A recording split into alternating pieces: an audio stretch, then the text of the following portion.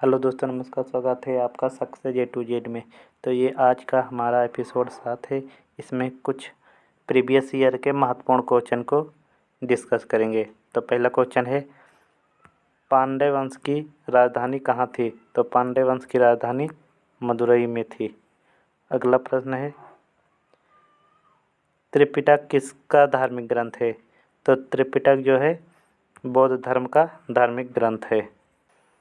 यह बौद्ध धर्म के सबसे प्राचीनतम ग्रंथ है। इसमें भगवान बुद्ध के दिए गए उपदेश संग्रहित हैं।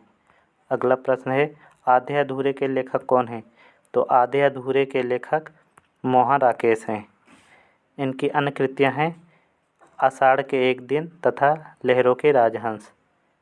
अगला प्रश्न, केंद्रीय औषधि अनुसंधान संस्थान का मुख्यालय कहाँ है? तो केंद्रीय औषधि अनुसंधान संस्थान का मुख्यालय लखनऊ में है।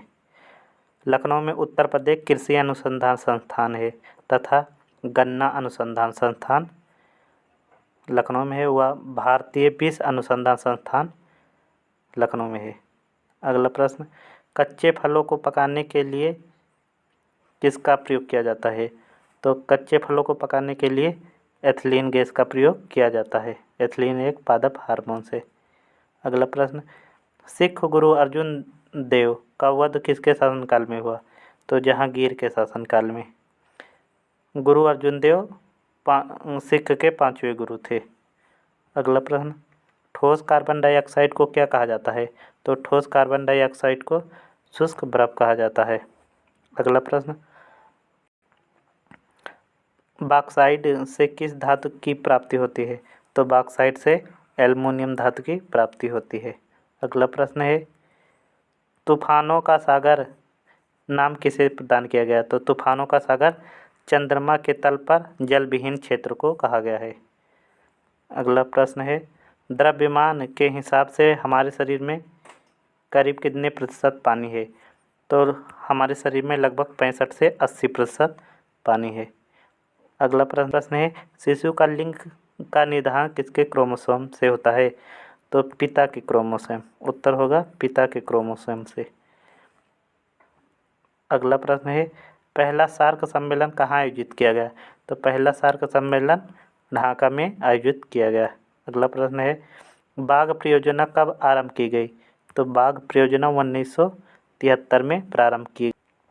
इसे प्रोजेक्ट टाइगर परियोजना भी कहा जाता है।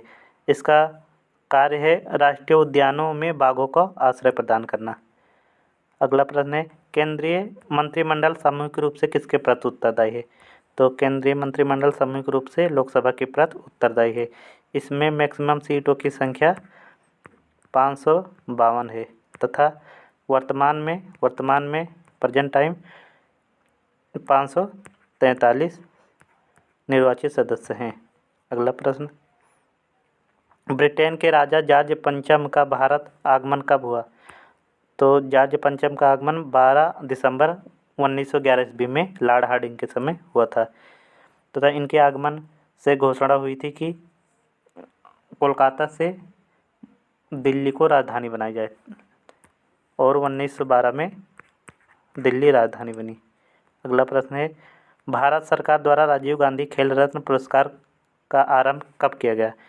तो वर्ष 1991-92 में राजीव गांधी खेल रत्न पुरस्कार प्रारंभ किया गया। अगला प्रश्न है, त्रिपुरा की राजधानी है? तो त्रिपुरा की राजधानी अगरतला है। इसकी स्थापना 1850 में महाराजा राधा कृष्ण किशोर माणिक्य बहादुर द्वारा की गई थी। अगला प्रश्न है, काली आंधी पुस्तक के लेखक कौन है? तो काली आंधी पुस्तक के लेखक मालेश्वर हैं। अगला प्रश्न है, मोहिनीअट्टम किस राज्य का प्रमुख नृत्य है? तो मोहिनीअट्टम जो है केरल का प्रमुख नृत्य है तथा कथकली केरल की नृत्य है। अगर पूछता है कथक, तो कथक हो जाएगी वो यूपी की, उत्तर प्रदेश की नृत्य है। अगला प्रश्न है, पंडित राम नारायण किस लिए प्रसिद्ध है? तो पंडित राम नारायण सारंगी वादन के लिए प्रसिद्ध हैं। इनका जन्म 1927 में राजस्थान के अंबर जिले में हुआ था। अगला प्रश्न, चिकित्सा के क्षेत्र में डॉक्टर हरगोविंद खुराना को कब नोबेल पुरस्कार प्रदान किया? तो इन्हें 1968 में नोबेल पुरस्कार दिया गया है। ये भारतीय नागरिक अमेरिकी वैज्ञानिक थे। अगला प्रश्न, पेट्रोलियम निर्धारक देशों का संगठन ओपेक का मुख्यालय कहाँ है? तो ओपेक का मुख्यालय वियना, ऑस्ट्रेलिया में है। अगला प्रश्न, अगला प्रश्न है, संयुक्त राष्ट्र संघ की स्थापना कब हुई?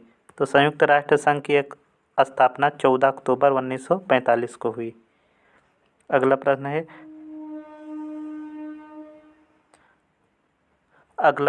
है, फ्रांस के गांधी के रूप में किसे जाना जाता है? तो फ्रांस के गांधी के रूप में पियरे पेरोडी को जाना जाता है। अगला प्रश्न है, सबसे अधिक ठंडा ग्रह कौन सा है? तो सबसे अधिक ठंडा ग्रह वरुण है। अगला प्रश्न है, बिना अपील, बिना वकील तथा बिना दलील का कानून किसे कहा गया है? तो उत्तर हो जाएगा रोलेट एक्ट। रोलेट एक्ट को बिना अपील, बिना वकील तथा बिना दलील का कानून कहा गया है। रोलेट एक्ट को काला कानून के नाम से भी जाना जाता है। अगला प्रश्न है, 1556 ईस्वी में पुर्तगालियों के आगमन से भारत में किसकी शुरुआत हुई? तो भारत में तंबाकू की खेती, जहाज निर्माण तथा एवं प्रिंटिंग प्रेस का शुरुआत हुई तथा पुर्तगालियों के समय से ही स्थापत्य कला का भी प्रचलन शुरू हुई। अगला प्रश्न, पंजाब में नेशनल इंस्टीट्यूट ऑफ स्पोर्ट कहाँ अवस्थित है? तो उत्तर हो जाएगा पटियाला में। नेताजी सुभाष चंद्र राष्ट्रीय क्रीड़ा संस्थान पटियाला में स्थित है। यह एशिया का सबसे बड़ा खेल संस्थान है। वीडियो कैसे लगा कमेंट में बताएं तथा चैनल को सब्सक्राइब करें। धन्यवाद।